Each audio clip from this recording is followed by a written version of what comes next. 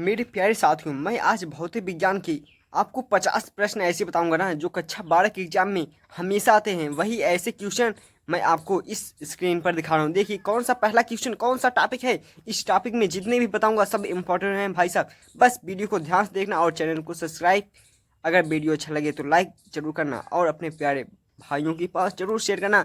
देख लीजिए पहला हमारा क्या है, इंपॉर्टेंट टॉपिक क्या है। पहला पार्ट से, एक समान वैद्युत क्षेत्र में रखे वैद्युत ध्रुव पर बल युग्म का आघूर्ण है। दूसरा क्या है, गाउस का नियम है। तीसरा क्या है, वैद्युत ध्रुव की अच्छी स्थिति में वैद्युत क्षेत्र की तीव्रता को पढ़ना है। भाई साहब इस टॉपिक को जरूर पढ़ लेना। जितने भी टॉपिक बताऊंगा सब इंपॉर्टेंट है, बस वीडियो को ध्यान से देखना और इस टॉपिक को जरूर पढ़ लेना भाई साहब। फिर चौथा आपका क्या है, निरक्ष या अनुप्रस्थ स्थिति में वैद्युत क्षेत्र की तीव्रता, इसे भी पढ़ लेना। फिर आपका पांचवा टॉपिक कौन सा है, अनंत विस्तार की समतल आवेशित अचालक प्लेट की कार्य वैद्युत क्षेत्र की तीव्रता, इसको भी पढ़ लेना भाई साहब, पूरा पढ़ लेना। फिर छठवां कौन सा है, समविभव पृष्ठ। फिर सतवां कौन सा है, अच्छी या अनुदैर्ध्य स्थिति पर वैद्युत ध्रुव के कार्य वैद्युत क्षेत्र। फिर क्या पढ़ना है, आठवां संधारित्र, इसको पढ़ लेना भाई साहब। इसमें से जितने भी क्वेश्चन आए सब क्वेश्चन को आप कर लेना, हल कर लेना। फिर जो आपका नवा टॉपिक कौन सा, निरक्ष या अनुप्रस्थ स्थिति पर विभव, इसका जो डेरिवेशन आता है, इस डेरिवेशन को इसको तैयार कर लेना है आपको। फिर 10वां कौन सा है, आवेशित संधारित्र की ऊर्जा, इस पर भी सवाल हल कर लेना। समांतर प्लेट संधारित्र की धारिता, इसे पढ़ लेना। किरचॉफ का नियम बहुत वेरी वेरी मोस्ट इंपॉर्टेंट भाई साहब, ये अगर आपके 2025 के एग्जाम में जरूर पूछा जाएगा। इस पर चाहे क्वेश्चन आए, चाहे इसका सिद्धांत आए या इसकी परिभाषा है, जो भी आए सब कुछ आप दे सकते हैं, बस आपको ध्यान से पढ़ना है। फिर 13वां कौन सा है, मुक्त इलेक्ट्रॉनों के अनुगमन वेग को पढ़ लेना है। धारा घनत्व तथा अनुगमन वेग में संबंध, किरचॉफ का नियम दोबारा आ चुका है क्या भाई साहब। फिर क्या है, अनुगमन वेग को पढ़ लेना। अनुगमन वेग सिद्धांत द्वारा ओम के नियम का निगमन, इसे जरूर पढ़ लेना भाई साहब। अनुगमन वेग सिद्धांत द्वारा ओम के नियम का निगमन कैसे करेंगे, इसको जरूर हल कर लेना, शायद आ भी सकता है। वायु तथा सावट अर्थात सीवट का नियम, वृत्ताकार धारावाही लूप या कुंडली के केंद्र पर उत्पन्न चुंबकीय क्षेत्र। फिर क्या 19वां आपका है, एम्पियर का परिपथी नियम पढ़ लेना, कुंडली धारा मापी।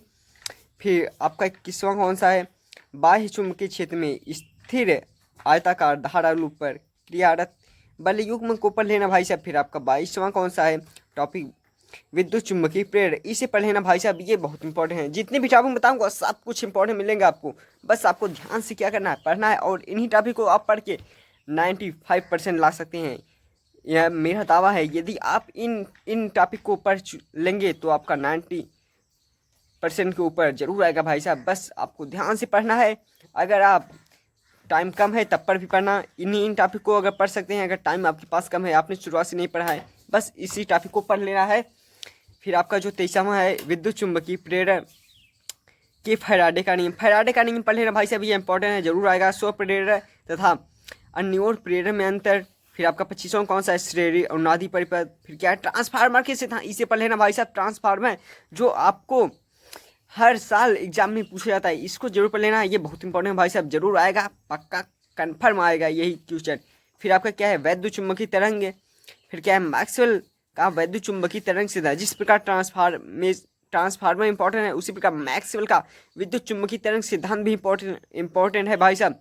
क्योंकि मैंने ये सब क्वेश्चन हर साल के पेपर को मिलाकर, कई पेपरों को मिलाकर सोल्यूशन निकाल कर कितने क्वेश्चन आएंगे, इन सभी के बारे में लिखा हूँ भाई साहब। बस वीडियो को ध्यान से देखना और जितने भी क्वेश्चन है सब कुछ आपको तैयार करना है। जितने भी टाइम बचा है उतने टाइम में आप तैयार कर सकते हैं भाई साहब।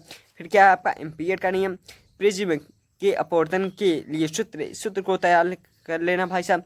गोली उत्तल तथा अवतल पृष्ठ पर अपवर्तन का सूत्र, इसे भी पढ़ लेना। फिर आपका क्या है,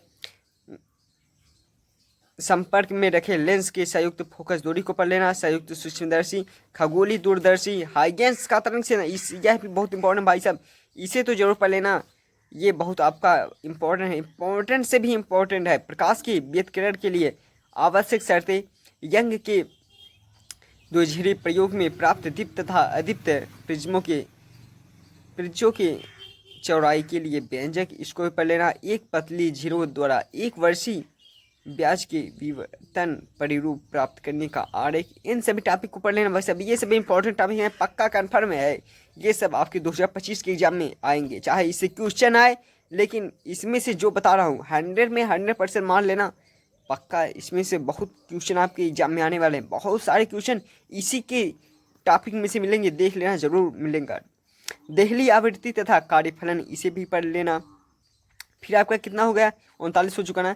40वां क्वेश्चन कौन सा है, प्रकाश विद्युत कार्यफलन है ना। फिर आपका क्या है, आइंस्टीन द्वारा प्रकाश विद्युत प्रभाव की व्याख्या, इसे भी पढ़ लेना, बहुत इंपॉर्टेंट लगता है, शायद आ भी सकता है। 42वां कौन सा है, द्रव्य तरंगी क्या होती है, त्रिब्राकली समीकरण, यहाँ पर जो लिखा हो ना समीकरण समझ लेना, समीकरण जो लगाते हैं समीकरण हो गया ना। फिर रदरफोर्ड का परमाणु मॉडल, ये भी इम्पोर्टेंट है, ये चाहे जो भी एग्जाम हो, ऐसा आया था कि नहीं आया था इतना नहीं पता, लेकिन शायद ये क्वेश्चन आता है। 2020 में आया था, 2021 और 22 तक आया था। जो 44वां क्वेश्चन कौन सा है, परमाणु का बॉर्डर मॉडल। 45वां कौन सा है, समस्थानिक से भाई क्वेश्चन जरूर आते हैं, पक्का कन्फर्म में आएगा। सौर ऊर्जा का स्रोत, द्रव्यमान क्षति, ये 47 क्वेश्चन हो चुके ना। अब देखिए कौन सा 3 क्वेश्चन और कौन सा है, नाभिकीय विखंडन। तथा 49वां क्वेश्चन कौन सा है, पीगन संधि डायोड का उपयोग करके अर्ध तरंग दृष्टिकारी परिचित्र, इसे पढ़ लेना। फिर आपका 50वां क्वेश्चन कौन सा है, परिपथ चित्र की सहायता से पीगन संधि डायोड की पूर्ण तरंग दृष्टिकारी प्रक्रिया को समझाना है आपको। ये सभी जो मैंने टॉपिक 50 आपको बताना, 50 टॉपिक बताए हैं, ये सभी जो टॉपिक है ना, ये सभी जितने भी टॉपिक हैं सबको पढ़ना है आपको, क्योंकि इसी में से क्वेश्चन हमेशा पूछे जाते हैं भाई साहब, क्वेश्चन हमेशा पूछे जाते हैं। बस आपको जितना बताया हूँ उतना पढ़ लेना, और हमारे चैनल को सब्सक्राइब कर लेना और लाइक कर देना भाई साहब। अगर समझ में आया तभी लाइक करना, क्योंकि ये सभी मैंने बहुत मेहनत से बनाए हैं भाई साहब। मिलते हैं अगले वीडियो में, तब तक के लिए धन्यवाद। और ऐसे महत्वपूर्ण क्वेश्चन पाने के लिए हमारे चैनल को सब्सक्राइब जरूर करें। मिलते हैं अगले वीडियो में, तब तक के लिए धन्यवाद।